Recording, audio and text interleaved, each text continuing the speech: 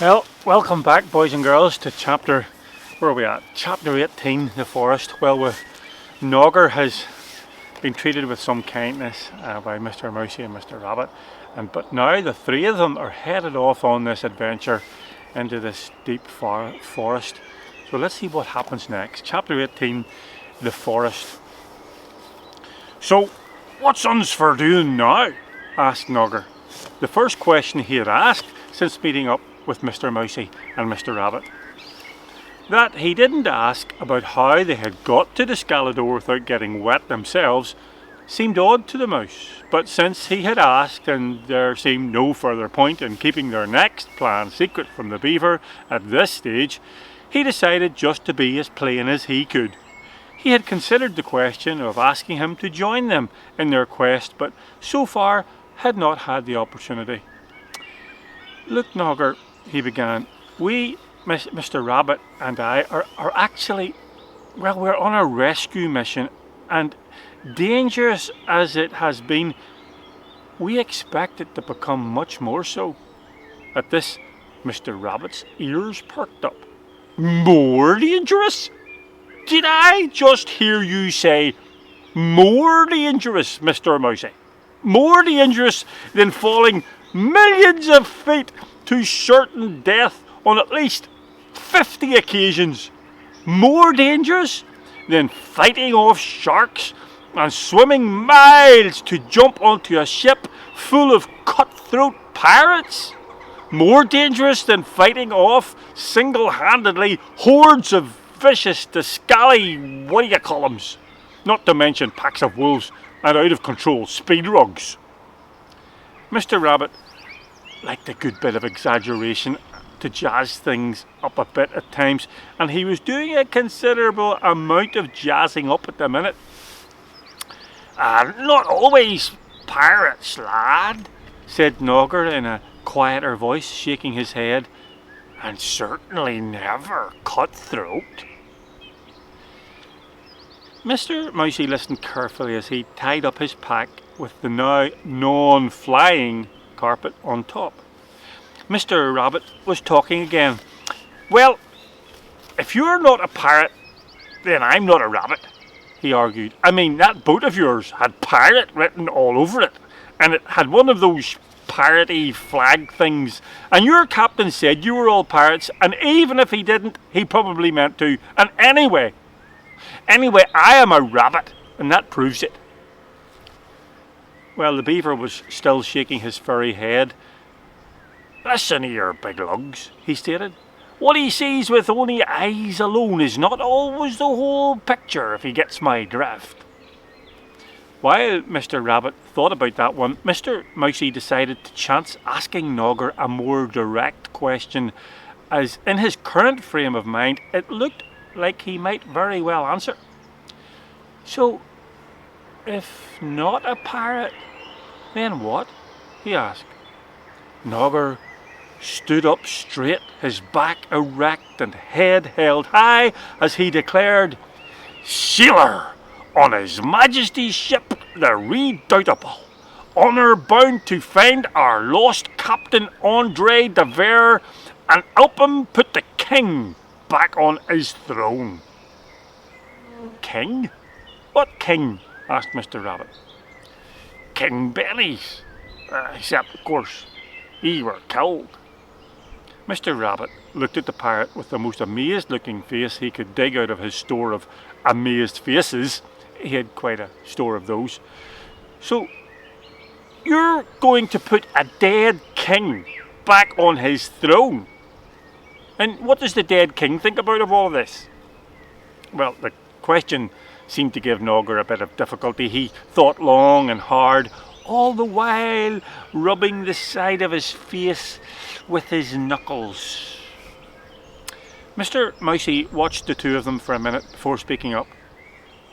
"Well, while you're giving that a bit of careful thought, Nogger, we should be going on before the day gets any later. So, as I said, we can make no promises that things will get any better than they have been so far, but you're welcome to come along. Isn't that right, Mr. Rabbit?" Well, Mr. Rabbit, it must be said, wasn't overly convinced, but he trusted his friend's judgment and made noises that he hoped sounded like agreeing sort of noises. Nogger, who by now was near enough dry, made no hesitation at accepting the offer.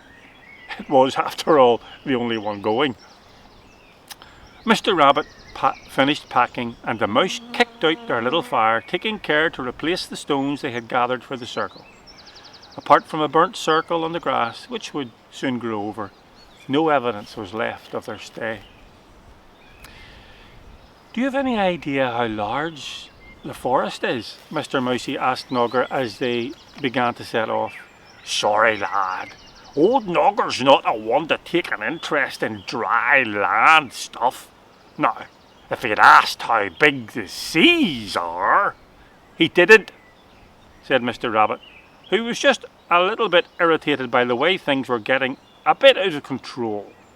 If he'd asked himself when they were last in control, mind you, he might have had to go back quite a long way.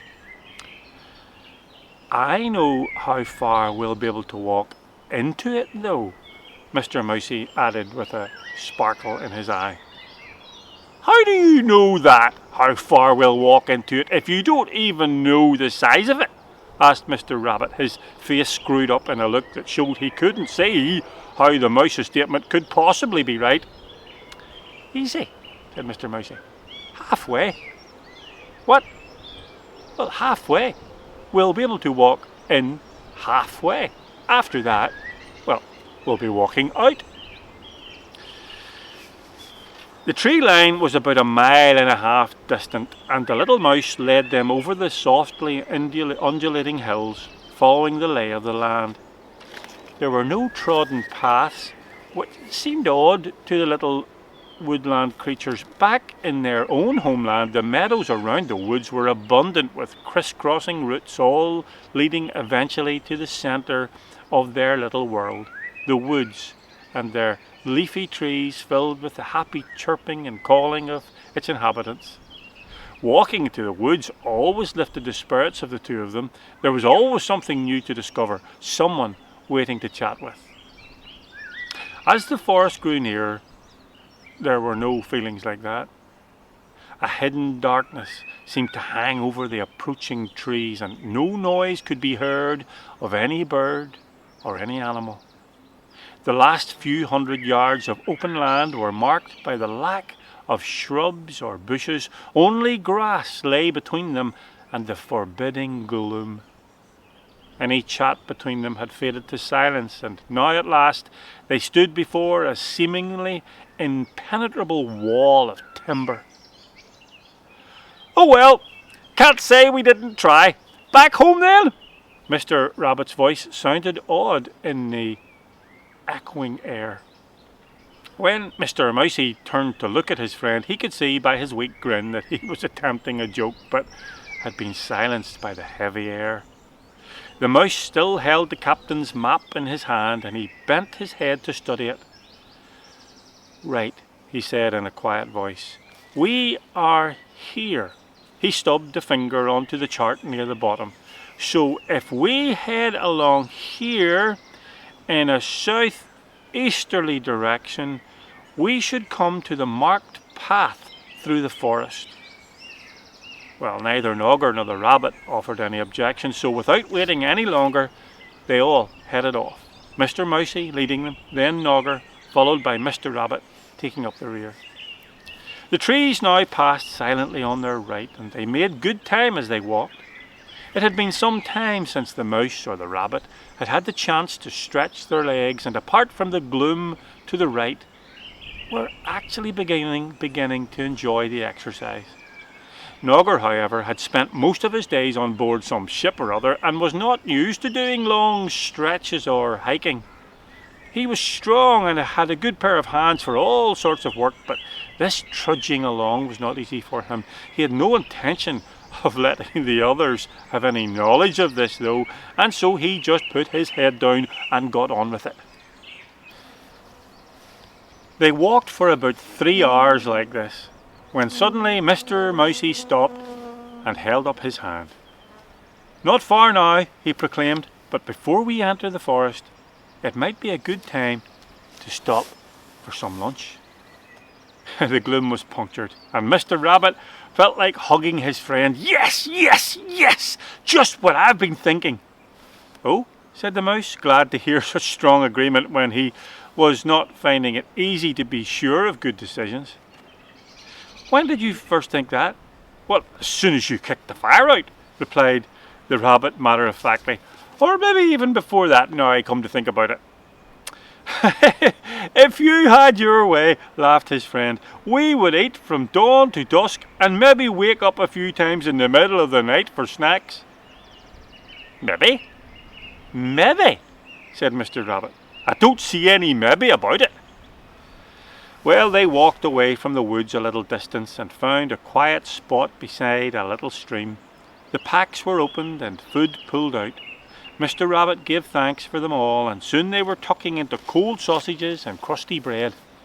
The water from the stream looked clean and pure, and it made a refreshing drink. They decided to rest for half an hour before proceeding, and it was while they lay on their backs enjoying the afternoon sun that Nogger spoke up. "So, I'm a-travelling with the two heroes as is going to rescue Princess Jelana. Good old Nogger. I knew I'd make good." Mr. Mousey and Mr. Rabbit turned to each other with a startled look on their faces. "Princess?" blurted out Mr. Rabbit. "Do you know about our mission? Is that her name, Jelana? How did you know?" Well, these were just the questions Mr. Mousey would have asked, and he looked at Nogger to hear what he would respond. "Aye, Rabbit. At least the captain reckoned on thee two being the two as to rescue the princess, and it makes an old beaver proud to be on the same side as two such heroes." Well, Mr. Mousey wondered at how so much was known when they had kept everything so quiet. But at least they now had a name to a face: Princess Jelana. What makes you think we're heroes?" asked Mr. Mousey curiously.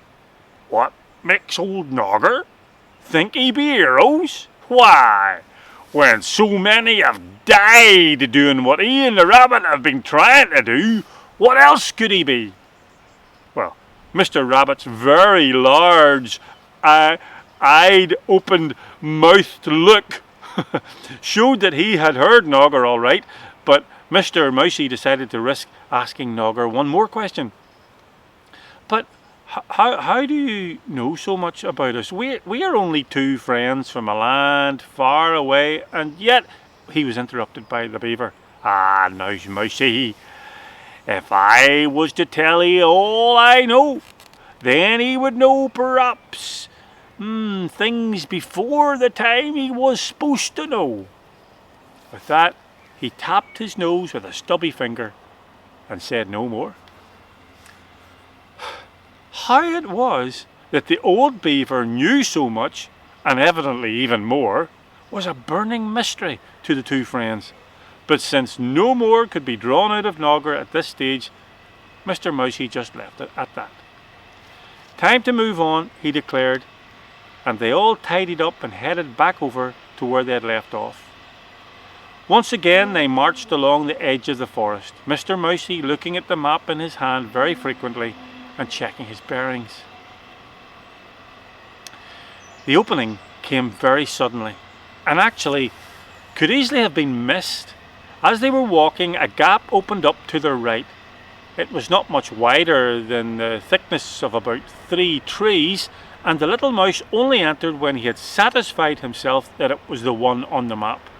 On entering, the first sensation was of walking into like a deep cave. Although it had been quiet outside, here it was silent, a thick, brooding silence. Huge creepers hung down in thick ivy strings from the canopy above, and the trees themselves looked impossibly large. After they had entered in through the clammy closeness of the massive trunks on either side, the path widened somewhat. They found themselves on a hard earth pad. It was wide enough to allow the three of them to stand side by side, which they were quick to do. None felt that this was the sort of place to walk in a line and be the one trailing behind in the rear. Either side, the trees ascended high into the sky. At the top, their branches touched, leaving little sky to be seen and giving the trail the sensation of, well, being like a long green tunnel. A long green tunnel that was going very steeply uphill. "I'm not sure I likes this place," said Nogger in a whisper. "I'm sure," answered Mr. Rabbit. "Absolutely sure, in fact, that I absolutely don't." Mr. Rabbit had been looking for an opportunity to use this big word, and he wanted to get the best use out of it now he had found a place for it. He had noticed the word on the instruction label of the carpet on Mr. Mousey's pack in front of him. He had read this: Mark 3 carpet, to render oneself absolutely invisible, in sight, sound and smell, crouch under carpet with eyes closed. Well, Mr. Rabbit had wanted to impress everyone with his great grasp of clever words, but now he had said it, it didn't sound so clever. It sounded out of place. So he decided to try a few others. Berufidicial.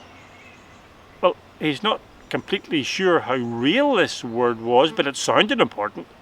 It also sounded wrong. Deplacedoodle. Just as weird. Scarybule. That one's fitted perfectly. "What are you saying?" asked Mr. Mousey. "Oh, I just noticed how out of place words seem to be in this place. Do you think they are the first words ever spoken here?" "Well, I should say it is the first time those words have ever been spoken, to be quite honest," he said. He paused. "Well, although speaking does seem, well, as if we're interrupting something, though." "Or disturbing something as should be left undisturbed," added the voice of the beaver. Nogger had had his right hand on his cutlass handle since they walked in among the trees. It was all he could do now to keep it in its sheath. They started off again and climbed up the steep incline, soon finding themselves panting with the effort. Neither Mr. Rabbit nor Mr. Mousey felt it right to ask Nogger to help carrying their packs, and it went unsaid, but understood by both, that his rescue from the sea and his night on the beach had worn him out considerably.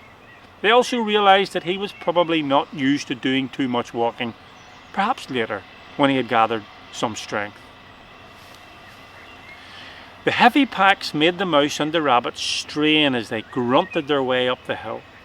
Nogger was doing enough of his own wheezing not to notice. Eventually the ground levelled out and they found themselves gazing onto a vast scene before them. They had climbed up to a good height and were looking down at the forest below them. Behind them, from where they had just come, was a short belt of trees and then the scrubland. Beyond that again they could see the glimmering sea, a sea that gave Nogger a pain in his heart to see so near and yet so far away. Facing them, however, was a different sea, a vast sea of green. As far as the eye could see was mile after mile of forest disappearing into a haze at the distant horizon. "Wow!" exclaimed Mr. Rabbit. "And we thought the woods were big! This place is... He searched for a word to describe the awesome expanse before him. "It's the biggest.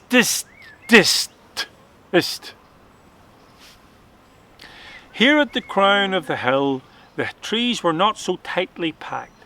The ground around them was moss and rock, the rocks being large and craggy.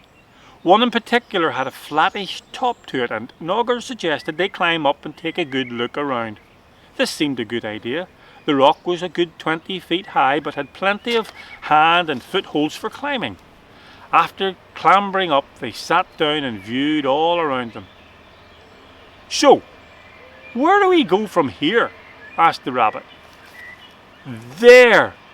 Mr. Mousey was pointing with an outstretched finger, the red book sitting on his lap. Mr. Rabbit and the parrot both cast their eyes in the direction of the outstretched finger. "Does he see anything, lad?" Nogger asked Mr. Rabbit. "Not a sausage," said Mr. Rabbit. "What is it? Do you see something?" Well, he knew how sharp his friend's eyes were. Look! The mouse was pointing at the open book, and then look there! The book was opened at the picture of the forest and the tower in the distance. Looking up, Mr. Rabbit studied the horizon for all he was worth. Just about visible right at the edge of his vision, he caught the faint outline of what might have been a tower. "It's far enough away. It'll take us forever." Nogger looked, but of course he could see nothing. "No, not forever, but maybe 4 or 5 days," said Mr. Mousey. "And from what I can make out from the captain's chart, the path we are on will take us that way." Well, they didn't stay on the rock much longer, not wanting to be seen by any unfriendly eyes. They clambered down and rejoined the path, now descending into the green darkness. The path was rough. Stones poked through the hard-packed earth, and here and there tree roots erupted out of the ground, making walking something that had to be concentrated on. The air was still and warm in an unpleasantly close way, and made their progress all the more hard work.